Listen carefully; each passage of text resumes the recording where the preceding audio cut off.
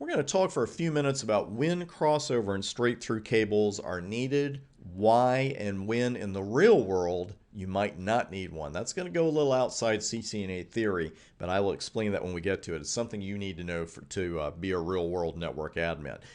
In this diagram, we have three connections: host to switch, switch to switch, and then switch to host. We need two different cables to make this work. And the first kind of connection we're going to address is the host to switch connection. We have two of those. And for those, we're going to use straight through cables. And they're so named because the 8 wires in the cable run straight from a particular pin at the host end, at one end of the cable, to the same numbered pin at the other end.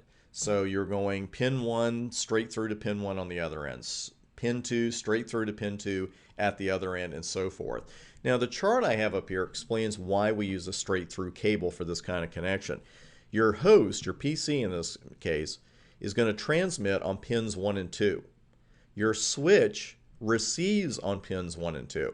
So we're gold there, right? The PC's talking and the switch is listening to the same pins. As for these other two pins, 3 and 6, the switch transmits on 3 and 6. And the PC listens to 3 and 6. So, hey, it's a perfect relationship, right? We don't have to do anything with this, and we can just use a regular straight-through cable. And there's your straight-through cable data flow. Your host is talking on pins 1 and 2. Your switch is listening on 1 and 2. The switch is talking on pins 3 and 6. And the host is listening on pins 3 and 6, the PC. So we are all set there. Now, the problem comes in, or the challenge comes in, with that switch-to-switch connection. Because as we see by this chart, as a quick reminder, both switches are going to transmit on pins 3 and 6. Both pins are listening on pins 1 and 2. So if we use a straight through cable here, that ain't going to work. I mean, that is just not going to work because they're going to be talking at each other on pins 3 and 6. And on pins 1 and 2, they're going to be listening for something that never comes.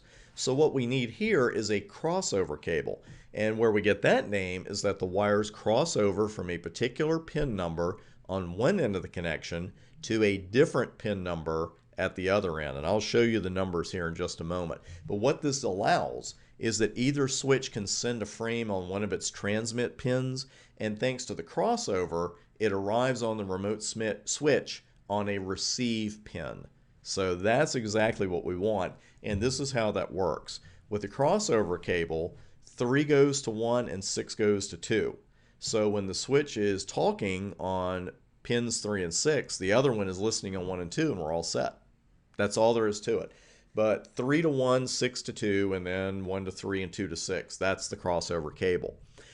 Now with Gig Ethernet, all 8 wires are used, and every wire can send and receive at the same time. That's 1000 base T Gig Ethernet, and that's a big reason that Gig Ethernet is Gig Ethernet to begin with. And there you go. So not only with a straight through cable are you using all 8 wires when it comes to Gig Ethernet, but there's also simultaneous send and receive on every wire. So you see how lightning fast that is as compared to fast Ethernet and regular old Ethernet.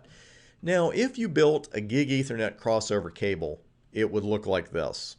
And you see the way the wires cross from one end to the other: 1 to 3, 2 to 6, 3 to 1, 4 to 7, and then 5, 8, 6, 2, 7, 4, 8, 5. If you wanted to memorize this, great. If you put them together and you know them, even better. It's not something I would really be concerned about for the exam, but here's a real-world note that I want to give you as far as this goes, because it's something you should know for real-world networking, and it may well show up on your exam. It's something that allows you to use a straight-through cable for a crossover cable, and it's fantastic. But for the CCNA exam, unless AutoMDIX is specifically mentioned in an exam question, go with the theory that we've talked about for the last couple of minutes regarding straight through and crossover cables, and just forget totally about AutoMDIX. Don't read something into the question. If they don't mention MDIX, it isn't there. And just go with this simple rule. If they're the same devices, you need a crossover cable. Switch to switch, router to router, PC to PC. But if they're not the same type of devices, a straight through cable will do. Right? Right. Now with that in mind, let's chat about AutoMDIX and what the heck it is.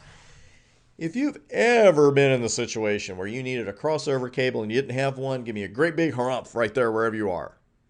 Or you could just raise your hand mentally. Either one. But whether it's for a home lab or a client site, needing a certain cable and not having one, and you start digging in your bag a little deeper, thinking that God is going to put one in the bag for you.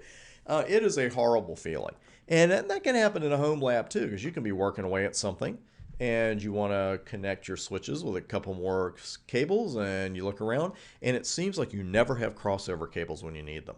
Never, never, never. But you've always got straight through cables around. I mean, you got those, in your living room, in your kitchen, in the shower. It just seems like you've got those kind of cables all over the place. Well, that's where the automatic medium dependent interface crossover, thankfully abbreviated as Auto MDIX, comes in handy. Because what happens is when you connect a straight through cable in a situation like this, where between two switches, and if the ports you're connecting to are MDIX enabled, then the port's going to say, you know what, I know you meant to use a crossover cable here. I'm talking to the other guy and I can see he's a switch too. He's a light device. I got you back. I'm going to act like a crossover cable. It's a little more complicated than that in theory, I grant you. But if you want to look that up yourself, beautiful. That's something we're not going to go into here. It just works beautifully. And like I said, I've used it many a time, and you connect a couple switches and you didn't have that crossover cable and you're looking for one on Amazon, you're calling your friends and seeing how fast you get one. But if you can use MDIX on your switch, then you are in great shape. To enable Auto MDIX on a Cisco switch port, and not all models run it, but it's if it does, then you need to set 3 things to auto on the port that you want to run MDIX on: speed, duplex, and MDIX. And I'm going to show you the config in a moment. If you're not familiar with Cisco config modes, hang in there, because we're going to cover them in detail later. We're going to be on live Cisco routers and switches, but I just want to show you this one on the board because it's how to configure a single switch port. And here it's Fast Ethernet 0/1, one particular port, or port 1 if you want to call it that, like I usually do. And I've set speed, duplex, and MDIX to auto. And that's what you have to do. It's just that simple. But again, on your CCNA exam, know when you need to use a straight through cable, know when you need to use a crossover cable, and knowing about this is a bonus. It's more for your job than for your exam, but I want you to know about it. Every network admin should know this exists. Because if I leave this out too, I get emails and tweets all the time. It's like, hey, I put a straight through cable between 2 switches, didn't have a problem. And then say, okay, it's MDIX. Well, what's that? Well, I'll just tell you now instead of you having to ask me about it later. We will pick up on the next video by taking a much closer look at that Ethernet header and trailer that we looked at earlier in the course. I'll see you in a few minutes on the next vid.